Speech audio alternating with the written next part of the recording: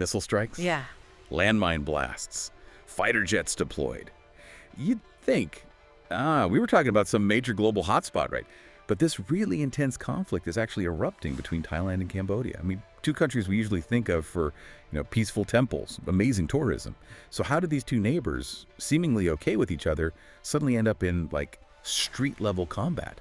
It's pretty shocking.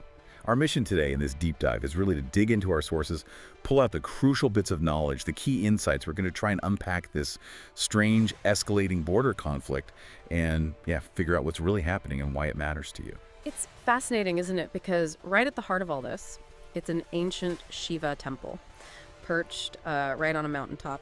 And this isn't exactly a new issue. This sacred place has seen, well, frankly, more border clashes than peace offerings over the years. It really shows how deeply, cultural heritage can get tangled up with who owns what land. Okay, let's jump right into the immediate chaos. We're talking 2025, based on what our sources are telling us. It sounds like a battleground near the border. Missile strikes, landmines, tragically over a dozen people killed, many more injured.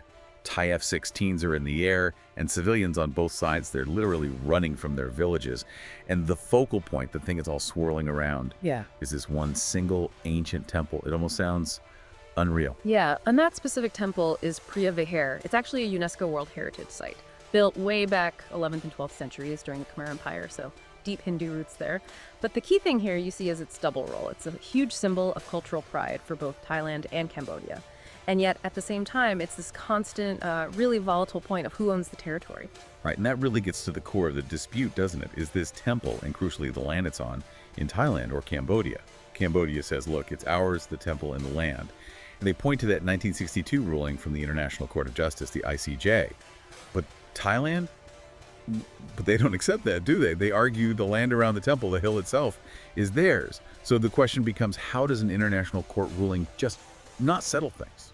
That's exactly it. And to really get why that ruling didn't end the argument, you kind of need to peel back the historical layers. I mean, centuries ago, Thailand and Cambodia, they were essentially part of the same powerful entity, the Khmer Empire. But, empires decline. Around the 13th century, things started shifting, new kingdoms popped up. Thailand evolved into what we know as the Siam Kingdom, while Cambodia sort of kept hold of its Khmer roots. This split, it set the stage. Wow, it's pretty amazing how that ancient history is still echoing today. So, okay, fast forward a few centuries, the 19th century. And this is where colonialism really messes things up, right? The French colonize Cambodia, and they start redrawing maps. How did those lines, the ones drawn by the French, how did they directly lead to today's fights over these ancient places? Well, the French, when they set up their protectorate, their map-making and treaties, they often didn't really align with how people on the ground understood the territory. It created ambiguities, And the temple itself is a perfect example. During World War II, Thailand was allied with Japan, and they actually occupied Priya Vihaar. After the war, Cambodia took the case to the ICJ, the International Court of Justice. And in '62, the court very clearly said the temple belongs to Cambodia. But that just didn't sit right with Thailand. It felt like an imposed border, cutting them off from a place they felt connected to and one they'd controlled not long before. And things got really hot again, didn't they? When Cambodia got the temple listed as a UNESCO World Heritage Site. That was 2008. For Thailand, that wasn't just about, nice cultural recognition. It looked like Cambodia was using UNESCO to kind of cement its claim over the temple and the disputed land around it. Exactly. It was seen as a very bold move, a unilateral assertion of sovereignty. And that perceived slight just, boom, gunfire, border skirmishes from 2008 right through to 2011. Right. And even though the court later sort of reaffirmed its position, it's crystal clear from where we are now that neither side felt the issue was truly resolved. They weren't satisfied. Okay, so let's bring it right up to today, 2025. What was the specific spark this time? The thing that lit the fuse for this latest really dangerous escalation? Our sources point to a Thai soldier badly injured by a landmine, and this happened near the Emerald Triangle. Yes, a very sensitive area where Thailand, Cambodia, and Laos all meet. It's rugged, historically volatile, often linked to, illicit activities and past clashes. So that one explosion just ripped the whole thing open again. Instantly, Thailand pointed the finger straight at Cambodia, saying they planted the mine. And that accusation just caused this wave of public anger in Thailand. People were demanding a strong response from their government. And then the Thai prime minister made what turned out to be a huge mistake. Trying to cool things down, maybe? He skipped the official channels, picked up the phone, and called the father of Cambodia's president. Apparently called him uncle. Yeah, hoping for like an informal personal touch to ease the tension. What was the blowback from that? Oh, it backfired massively. The call got leaked. And it just absolutely infuriated Thai citizens, lawmakers. They saw it as weakness, as disrespecting Thailand's military, its sovereignty. Within days, the prime minister was suspended. His deputy had to take over, just like that. So Thai leadership in chaos, public anger running high. How did that internal mess immediately translate to the border situation? Predictably badly. With that leadership vacuum and all the anger, accusations flying back and forth, it just spiraled incredibly fast. Thailand, maybe trying to look strong, respond to the public pressure. They launched drone surveillance, sent up the F-16s. Cambodia didn't wait. They rolled out tanks, artillery. The immediate result. Devastating for ordinary people. Yeah. Civilians near the border scrambling for shelter. Trade just stopped. Tourism obviously frozen.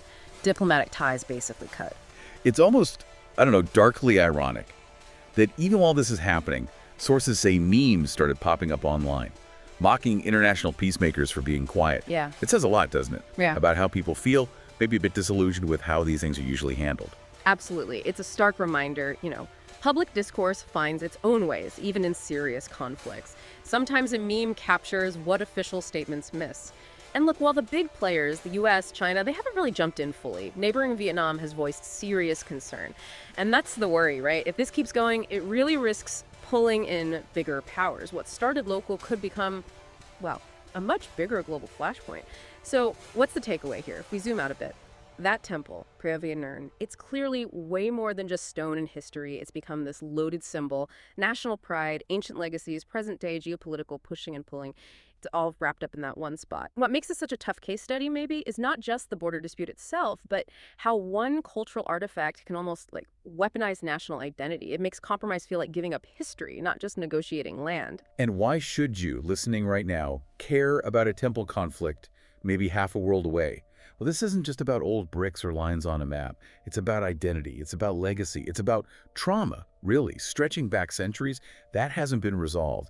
It's just a powerful, stark reminder of how these old grievances, especially when they're tied up with who people feel they are, their national identity, their sovereignty, how they can resist modern solutions, legal rulings, and just keep flaring up into really devastating modern fights, turning small sparks into regional fires. Wow. We've really gone deep today, haven't we? Unpacking the surprising complexity behind this fight over an ancient temple, tying today's clashes back to these long historical threads. Yeah, and the danger is absolutely real. If this escalation isn't somehow pulled back, the consequences, they could definitely ripple far beyond just Southeast Asia. It's a lesson perhaps for other places grappling with similar historical ghosts. So as we wrap up this deep dive, it leaves us with a pretty big question, doesn't it? In a world that's always pushing forward, always changing, how do these ancient claims, these historical wounds, keep shaping our present and potentially keep igniting our future conflicts? What are your thoughts on that? We really encourage you to keep exploring this fascinating and frankly pretty sobering intersection of history, culture, and geopolitics.